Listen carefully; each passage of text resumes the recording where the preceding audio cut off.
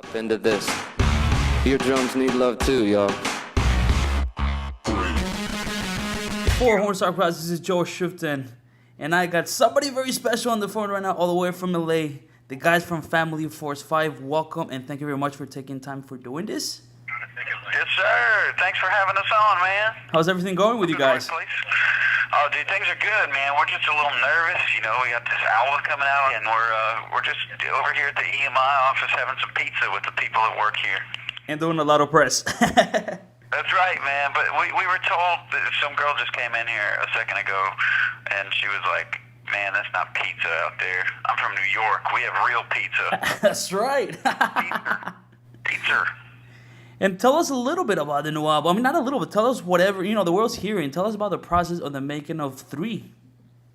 Dude, it was a process. That is the correct word to use.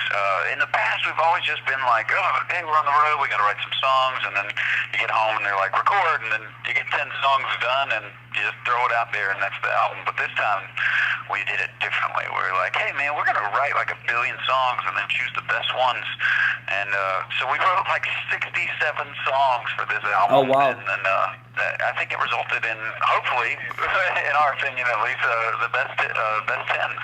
And man, it was awesome. We did all these experiments. We were on tour, and we were like, hey, let's do a week where we just write with acoustic guitars, and a week where we just write with computers, and let's do a week where we set up and be a full band and practice, and then we did like a week where we only wrote like after midnight, and 1 week where we only wrote during the day, and 1 week where we wrote in the morning, and it was just really unique way to do it, and we found all these cool frames of mind that we normally wouldn't get in, and so it was a process, a huge process, but I think it resulted in a really much better album than it would have been otherwise.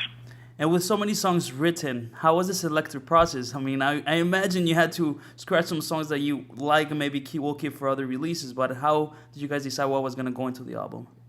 Oh, yeah, absolutely, man. You know, there's a song every now and again that you're like, oh my gosh, that's amazing, and then it gets cut from the album, and you're like, oh, part of me just died, you know, but that's actually really good. It's healthy checks and balances, and you know, I mean, I think having 5 writers in this band is a very unique perspective, but I think it's really amazing. You know, it creates unique circumstances for writing and for bringing out the best in everybody that normally wouldn't happen. So it's awesome. I'm very different from what a lot of other bands do, but it kind of eliminates some of the weak parts, I think, when you have 4 other guys going, no, that stinks. You know, it's good.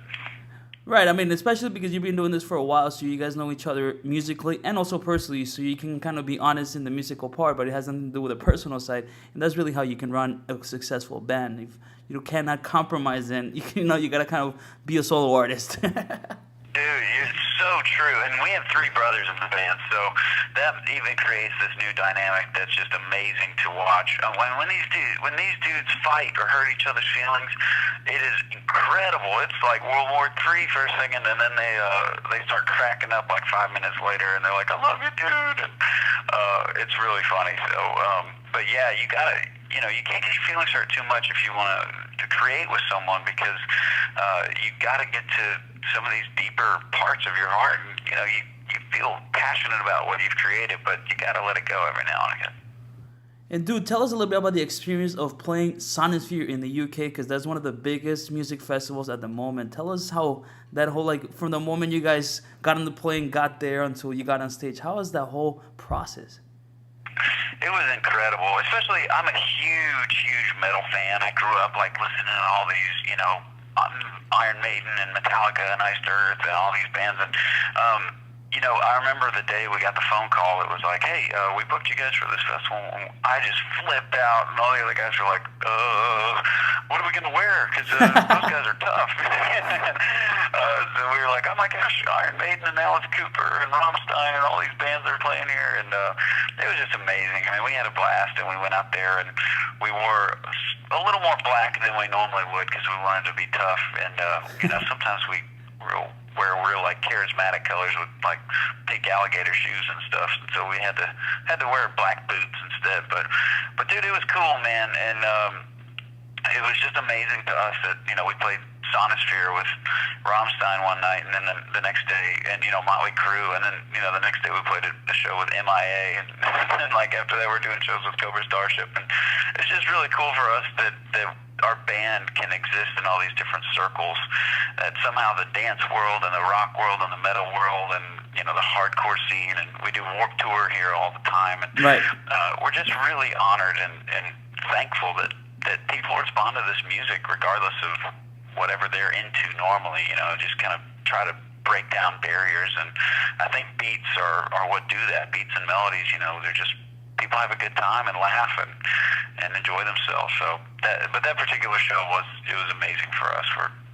There's a lot of people out there, and it's hard to understand a lot of them with their thick football accents, but Right. it was incredible.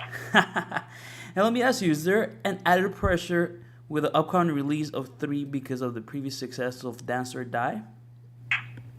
I think in general we don't necessarily feel pressure from like the world as much as from ourselves. We want to make something that we think is incredible and that people also respond to and connect with and love. And we're so thankful that Dance or Die resonated with a lot of people. But similarly, we're just ready to get it out to new people too. So I don't think there's necessarily added pressure from the outside forces as much as from us just being like, come on man, this has got to be like Thriller, this has got to be incredible. And that's part of why this album took so long for us to make, is we kept scratching ideas and we kept recording things and being like, no, that's not good enough, let's go do it again. And it was a pretty OCD experience. We were down to minutia when we were just kind of figuring out what it needed to sound like, but no, we're all a little nervous, but I think that's good. That's anxiety that means you're excited to share it. Right, of course. And obviously you're gearing up for a North American tour starting on October 26th, which is pretty much around the corner in Orlando. And then from the moment obviously the hard work has already begun with you guys having to promote the record, obviously writing the record while being on tour and coming back and forth. But now it's time to kind of show new fans, and you're playing some bigger venues this time around. So I'm pretty sure you guys are pretty excited. What can people expect out there? Oh, dude, man, our live show that's just our life. We've been touring relentlessly for about 6 years, and we're excited to get back out there and do it again. And we got some tricks up our sleeve. Every time we go out, every tour looks a little different. We like to have some really cool. I guess our speaker cabinets look really amazing, and we, decorate those, and we get new backdrops and new outfits, and we try to do some cool stuff on stage that we don't normally do, or play old songs, or play new songs, or whatever. And so right now we've been rehearsing and coming up with a great set list. But one of the things I think is really neat about this tour, it's called It's All Gold Tour, is that before the show, there's going to be a karaoke contest for kids, or fans, not just kids, and they get to wear a lot of our old costumes and come up and sing some Family Force 5 classics. And the winner of the contest gets to sing our song Love Addict with us during our set. And a lot of fans are really excited about that, because they're like, oh, I've always wanted to be on stage with you guys. We always have people come dance or do something ridiculous, but I think that'll be kind of a fun dynamic to have people singing one of our songs with us. So we're excited. Oh, definitely. I mean, that's something unique, original, and again, you're sharing the joy of your music with your fans. And, that's what has to be done by any successful band today, is kind of, open the door to the fans, because, there's no need why to go hide from them. I know, man. All those old rock stars used to try to be super intangible and just, in this world that you could never meet them. But that's pretty much the opposite of Family Force 5. It's really important for us to truly connect with these fans, and it means so much more when we look out in the crowd and everybody in the first 10 rows, and you talk to them on Facebook and Twitter, and you hang out with them before the shows or go out to Waffle House with them afterwards. It's just kind of who this band is, and we really, it's a very special connection that we're really thankful for. And I think in the long run, it'll be fun to kind of grow old with these fans, and it makes you really, really care about the music you put out, because it's different if you're just like, oh, we're putting out a record, but if you're like, oh man, I want so-and-so, I want, Scuba Girl 29 from Twitter to love this song. It's really a special vibe. And speaking of the fans, do you have any cool stories to share? About our fans? About, yeah, like a certain fan that you met and how you met them, or what they, how they stood out in order to get your attention or something like that. Oh, dude, I mean, there's a billion of them. One of my favorite things we did, we went, we're big fans of Tron, the old movie, and when the new one was coming out, we're like just tweeting about it, and we're so excited. We're like, hey, let's just meet up and watch it with some fans. So we said, hey, we're going to watch Tron tonight at this theater, and, if in El Paso, and if you guys want to show up, come hang out with us. We'll watch the movie together, and we'll go out to eat beforehand. And we were just expecting, a couple kids to show up, and it was amazing. There were I think 75 kids came, and all their parents came, and they were so excited. And, we went and got some pizza with the kids, and then got the 3D glasses on and watched the movie with them. And just, we try to do stuff like that really often, really regularly. And, like last week I played football with a whole bunch of fans before one of our shows, and we do basketball, or if we play a lot of the festivals we play, people camp, and we'll go to their campsites afterwards and have s'mores and hot dogs with them and stuff. And or we have this big bubble that our lead singer, Glow Activatur, he runs on top of the crowd and sings in it. It's like a gerbil ball. And one time we told a whole bunch of the fans, we're like, we're going to be at this beach, the day before the show. Come hang with us. And we showed up in the gerbil ball and pushed it in the water. And Fatty, our bass player, was getting hounded by all these people who were playing, throwing him around in the water. And so I don't know. It's a very interactive band, and just those kind of memories to me are very special and very important. And we'll continue to make them for sure. That's what we do.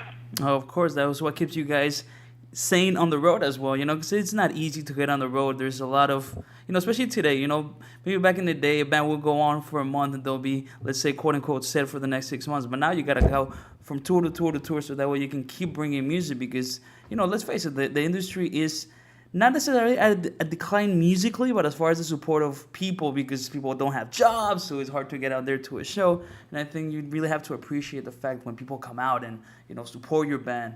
And I think that's something that whoever is listening right now, is a cool message that you guys are transmitting, that you are giving them all this love. So you're hoping to get some love back, not only when the record comes out, but also when you hit the road, wherever you are. People come show up and show that support back, because it's so important. So that way you can keep doing it. Dude, man, that was well put. I need to record. I need to get this recording and just listen to that, because that was good. I like the way you said that. That was awesome. Yeah, I mean, it's the truth. And I want to wish you the best of luck. I want to thank you for your time. Absolutely. Thank you, man. Yeah, it's been really cool. And we appreciate any kind of support. And I don't know, I like your perspective. You seem like you're cool, too. And absolutely. We'll definitely be following you on Twitter. When the interview posts, I'll tweet it to you guys, so that way you can share it with your fans. You guys can listen to it, and you can grab that recording you like. Yeah, that's right. That's right. Well, absolutely. Will do. And we'll see you on the road sometime soon. Oh, yeah. Come on out, man. I think Absolutely. I don't know if we have a New York show, but we'll be in, New Jersey and all that stuff coming up. So let me know if you want to come. We'll get you in there. All right, brother. Awesome. Well, have a great evening, and thank you so much. No problem. Take it easy, man. All right, you too. All right, bye. Bye-bye.